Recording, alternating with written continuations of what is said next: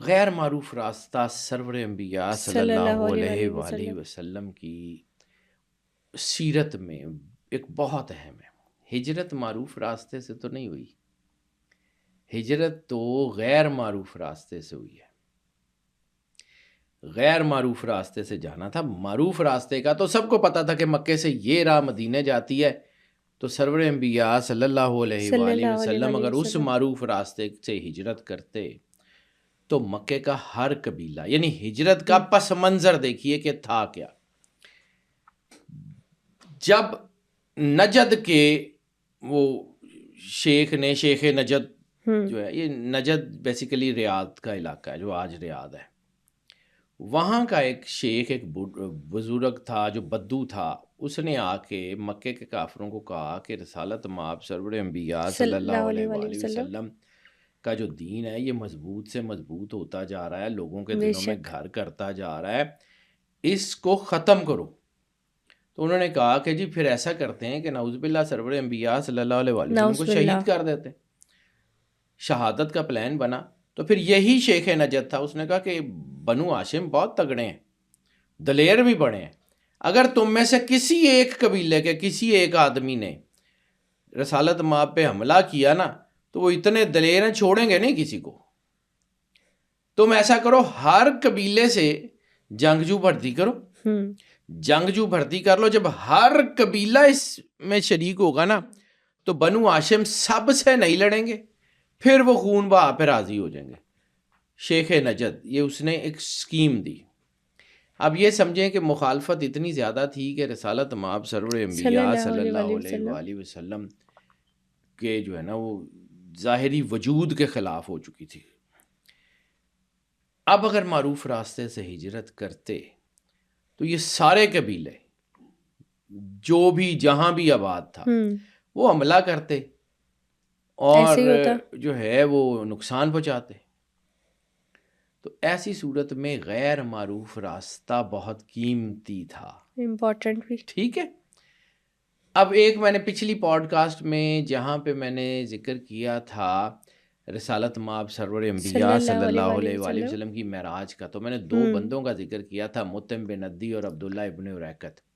مطعم بن عدی کا واقعہ تو میں نے سنا دیا تھا. عبداللہ ابن اریقت کا تعلق غیر معروف راستے سے بہت خوبصورت ہے. وہ کیسے؟ عبداللہ ابن اریقت جو ہے نا وہ گائیڈ ہے، عرب کا گائیڈ ہے. وہ اس کو عرب کے راستوں کی بہت پہچان ہے، اور وہ آدمی ہے جس کو رسالت مآب سرور انبیاء صلی اللہ علیہ وآلہ وسلم نے اجرت دے کے گائیڈ کے طور کے اوپر مقرر کیا تھا ہجرت میں.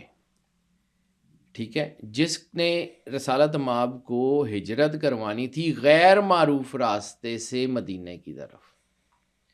عبداللہ ابن اریقت یہ بعد میں مسلمان ہوا ہے. اس وقت یہ جب سرور انبیاء صلی اللہ علیہ وآلہ وسلم نے ہجرت کی ہے تو آپ کی ظاہری حیات جو ہے وہ 53 سال ہے.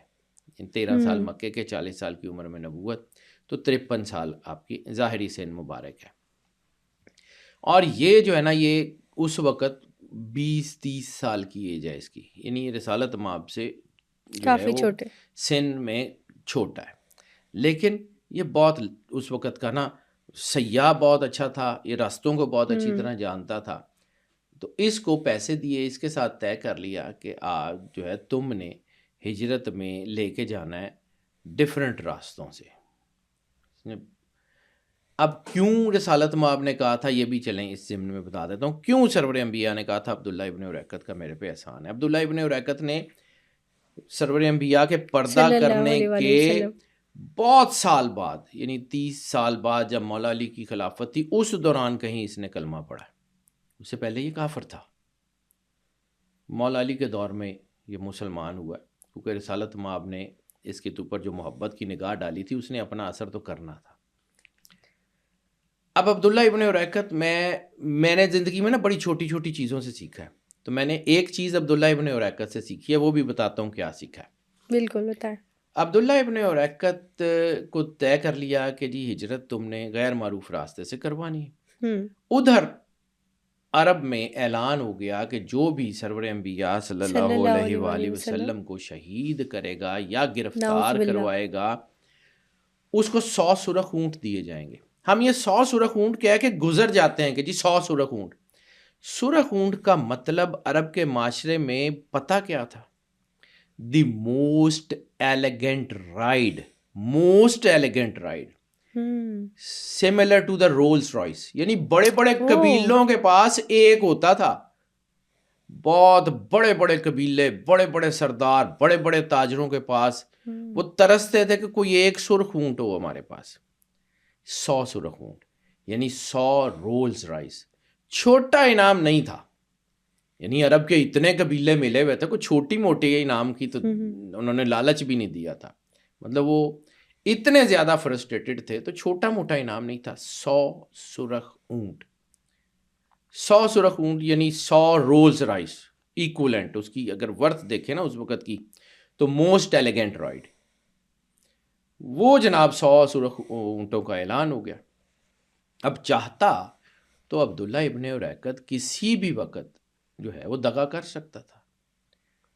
چاہتا بات تو وہ بندہ تھا جس کو پتا تھا کہ سرور انبیاء صلی اللہ علیہ وآلہ وسلم غار خسور میں، اس کو پتا تھا وہ کس راستے سے جا رہے ہیں. He was the guide now. وہ کبھی بھی گمراہ کر کے واپس ایسی جگہ پہ لا سکتا تھا جہاں مکے والے نقصان پہنچاتے. اب وہ بندہ رسالت مآب کے ساتھ ساتھ جو ہے وہ لے کے گیا. گائیڈ تھا، گائیڈ انچارج تھا، کیونکہ اس نے غیر معروف راستوں سے جو ہے وہ لے کے جانا تھا. معروف راستے پہ تو سب لوگ تھے، سارے لوگ تھے جو گزر رہے تھے، سب کو پتا تھا کہ مکے کو یہ راستہ جاتا ہے. ہر بندہ 100 سرخ اونٹ کے لالچ میں سب تھا. نظر رکھے ہوئے تھے. ٹھیک ہے، ان میں سراقہ بن مالک بھی ہیں، بہت سارے لوگ ہیں. سارے لوگ جو ہیں وہ رسالت مآب کو ڈھونڈ رہے تھے. پورا عرب کا معاشرہ، پوری سوسائٹی سرور انبیاء صلی اللہ علیہ وآلہ وسلم کے مخالف تھی اور وہ ڈھونڈ رہے تھے کیونکہ انعام بہت بڑا تھا.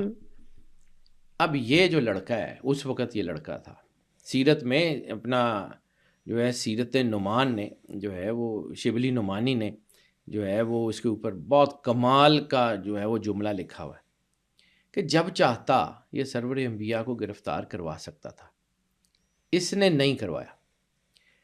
آیا سرکار کے ساتھ کوبا کے مقام تک. کوبا کے مقام پہ کھڑے ہو کے اشارہ کر کے کہتا ہے وہ مدینے کا قلعہ ہے، آپ چلے جائیے، میں واپس جا رہا ہوں.